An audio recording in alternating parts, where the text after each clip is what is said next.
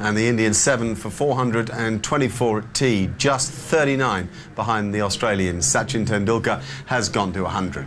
Now, all over Australia, indeed all over the world, people, families, friends are knocking about with games of backyard cricket. They all appeal. They all think they know best when it comes to an umpiring decision. There's been some controversy in this match over umpiring decisions. In fact, the newspapers were full of exactly that, both yesterday morning and this morning. So what we've done is put our own knockabout backyard game together using some of the production crew and a couple of more famous faces. Our idea is to try to tell you just how hard it is to be an umpire from an umpire's eye.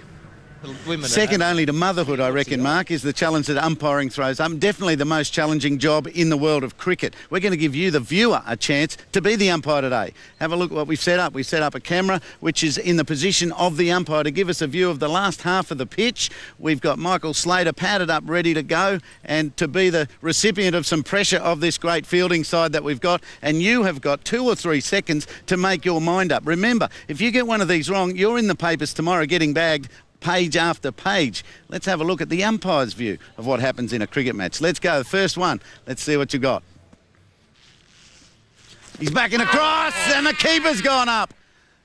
Have you given it? Was it out? Look, very close. Live. Does it hit him in line? I think it does. I think that's hitting in the line of off stump, going on to hit the stumps. I reckon he's absolutely plumb on this occasion. Obviously not going over the top. It's hitting about halfway up the pad, canting into about, I'd say, middle and off. I'm giving that. See you later, Michael. Now we've got some pressure on Slats. The spinner has come on in a test match, and we'll see, maybe the decision is, did he hit it or not when he's on the front foot? That. Now, did he hit that? That's all I want to know. I know I didn't catch it, but did he hit it? Your decision at home. Well, there were certainly a couple of noises. I got a feeling it might have been bat on pad. Let's have a look at super slow-mo. Past the inside edge of Michael Slater's bat onto his knee roll and then up in the air. Now, that's where it does get difficult for umpires, because there was certainly 2 noises there. That's the sort of thing that umpires could get very confused with. Wow, that! Have you made a decision at home? Let's listen to Tubby. Now, bear in mind, he's got to pitch this ball in line and then straighten it down the line. Pitches probably just outside off, and I don't think it's come back enough. And it's also a little bit high. So the batsman probably survives. My decision is not out. Slats has got very short legs, and umpire has to be very aware of that. You could hit Slats on the hip and it'd still be stump high. I thought I'd get away with wearing youth pads. Where'd the ball pitch? Is he bowling over or around the wicket? How much is the wicket turning? Did he play a shot? Let's have a look at how Michael Slater goes against the spin again. Oh, that!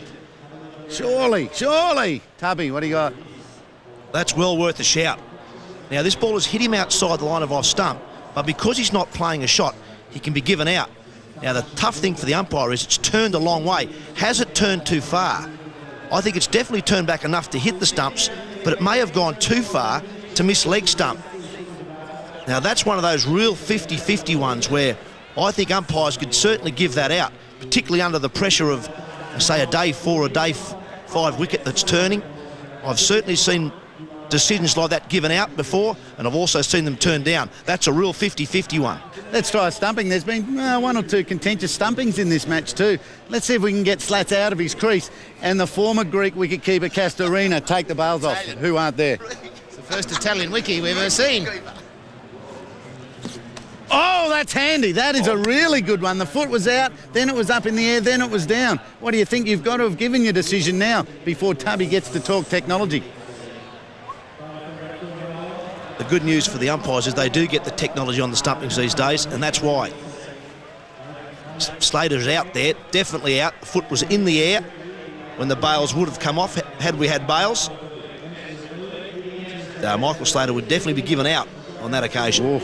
Definitely out, Slats, but how did it feel to you, the sequence of bails going off and you in your crease? It just felt that I was too slow. I'd overcommitted. I thought the ball was going to turn back a lot more than it did. So by the time I'd sort of overbalanced, a bit like Phil Jakes at the MCG, by the time I was probably in the air, just maybe hovering over the line, but it was all too slow getting back. And it's, you know, it's marginal for a batsman, and the umpire doesn't have much time. I think luckily they can go to the third on those ones. Well, there are the challenges of umpiring, and it's a challenge that is the highest in the world of cricket.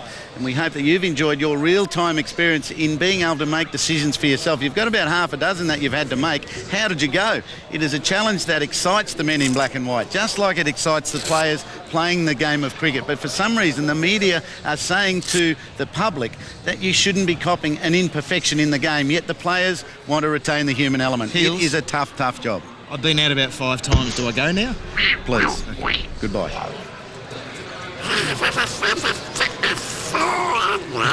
Sydney Cricket Ground's got to be the grandest backyard in the world. Support cast performances there from Brad McNamara with the ball and Ronnie Castorina with the gloves. Mark Taylor's alongside me. Right, Brad's bowling the ball at about 70 kilometres an hour, less than half the speed of, say, a Mitchell Johnson or a Brett Lee. There's no Hawkeye, there's no LBW mat, there's nothing except some idea of the umpire's viewpoint. Yeah, we obviously shot that very early this morning. We were lucky the SCG Trust let us on the ground so early to do that. But also bear in mind that that just gives you an idea what the umpire has to do at the business end of the pitch where the batsman is. But the umpire in a real game situation would have the ball going faster, as you mentioned.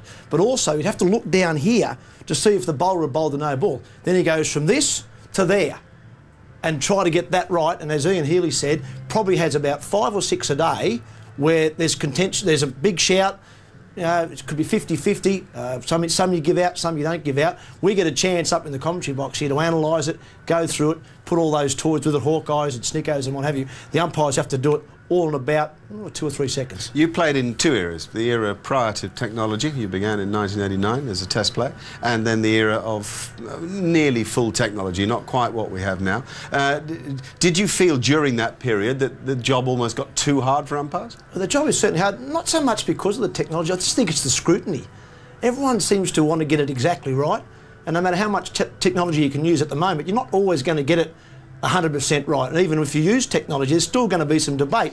And we had that with Andrew Simons stumping on the first day here with the one where we didn't know if the bail was dislodged or not dislodged. So you're always going to get some interpretation in decisions, and I just hope we don't get too concerned about getting it exactly right all the time. I like, as Ian Healy said, to have the human element in the game. Thank you very much, Mark Taylor. A bit of fun there at tea time. Backyard Blues, we'll call it. We'll see you back here for the play in just a moment.